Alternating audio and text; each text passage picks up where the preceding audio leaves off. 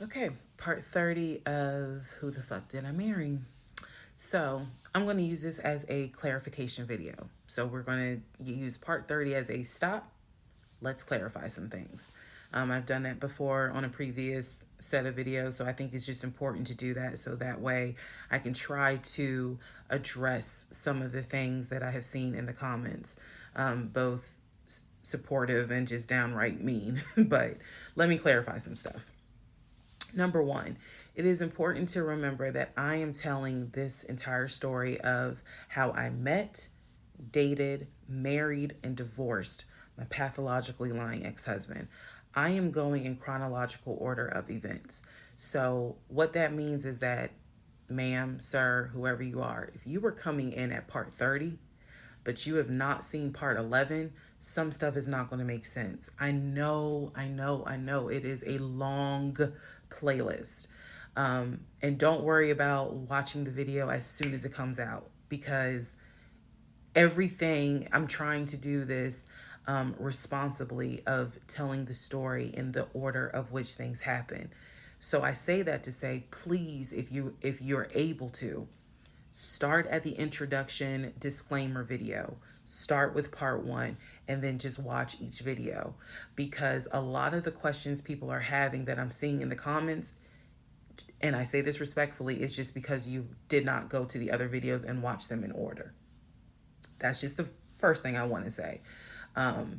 It is important that I get this story out, but that it's done, like I said, responsibly. To me, responsibly is being honest, even if it makes me look bad, but then also trying to be clear and not ramble all over the place. So I'm trying to take the time to tell you this is what happened at this time. This is what happened at that time. That's why there's so many parts. And we're not even to the part of the divorce yet. We're almost there, but we're not there yet. Second thing I want to clarify, I cannot stress this enough.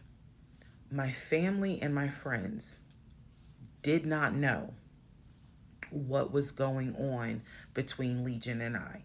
They did not know. My family only knew we've met this guy. He's dating our daughter, our niece, our cousin, our granddaughter.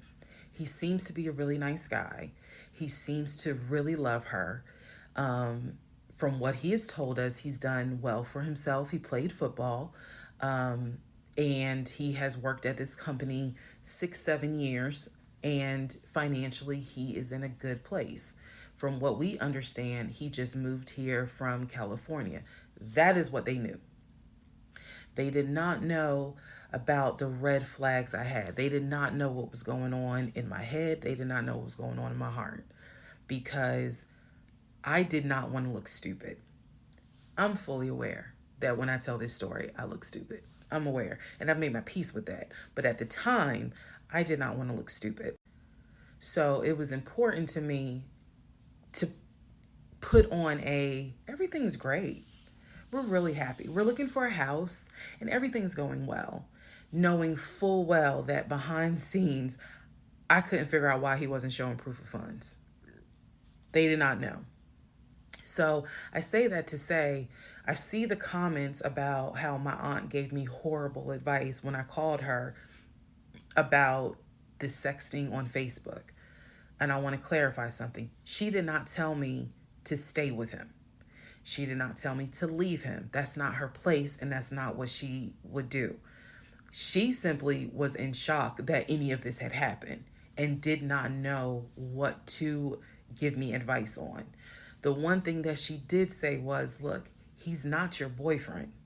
Meaning, it ain't as simple as, oh, we just gonna break up. Pack your shit and go. Because you married him. My aunt is the most ride or die chick I've ever met.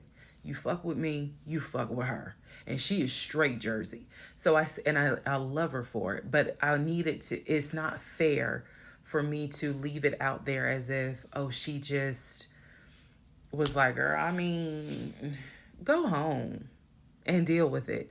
No, never in a million years. So I want to clarify that. Also want to clarify about my mom. So my mom lived in Arkansas.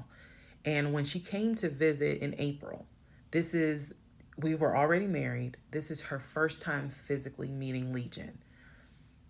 My mom will tell you she had no idea anything was amiss, but there was something that nagged her a little bit.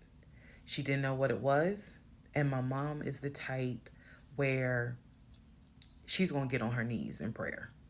That's who she is. So for her, it was like, I don't know what it is. He seems like a nice guy. He seems to love my daughter. Because again, there was no arguing in the house. The house was peaceful while she was here, even though behind the scenes we had just came off of the whole sexting incident with other women.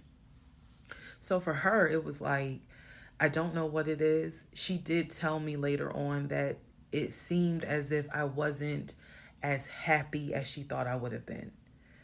But again, she took it to the Lord in prayer. And her prayer was, God, protect my child. I don't know what's going on, but protect her.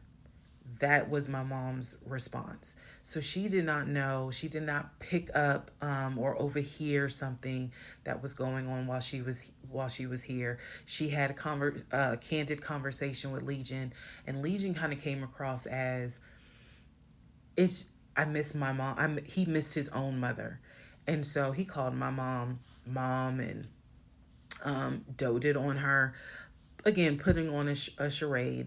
And so for her, it was like, bless his heart. That's what she said. Bless his heart.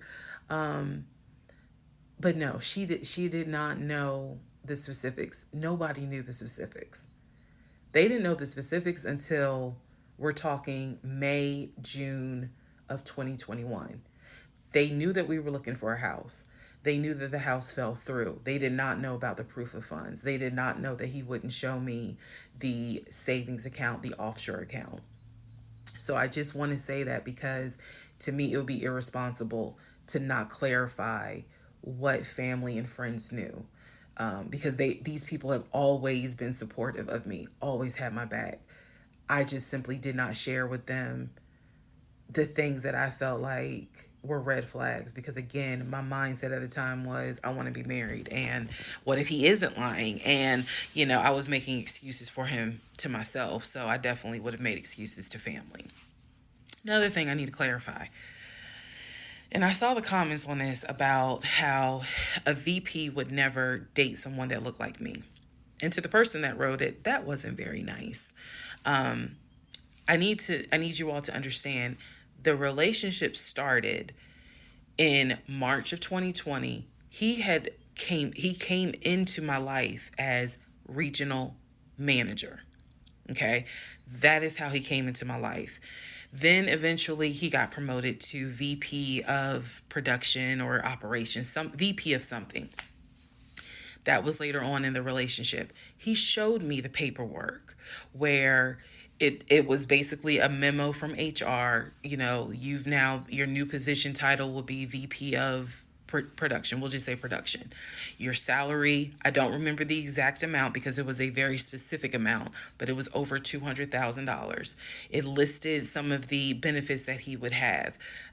He would have an office. He would be getting an executive assistant. That's where we get David from. If you don't know who David is, please go back and watch the series in order. He would be getting an executive assistant. He would be getting use of the company helicopter. He would be getting a company car.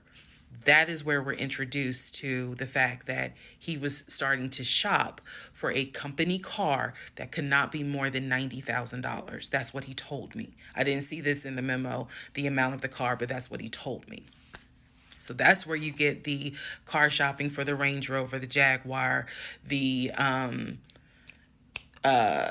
BMW. He even test drove a Mercedes GLE, I believe.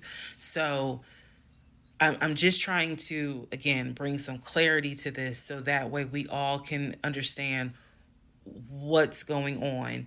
And hopefully this just makes a lot more sense for everyone. All right. Part 31.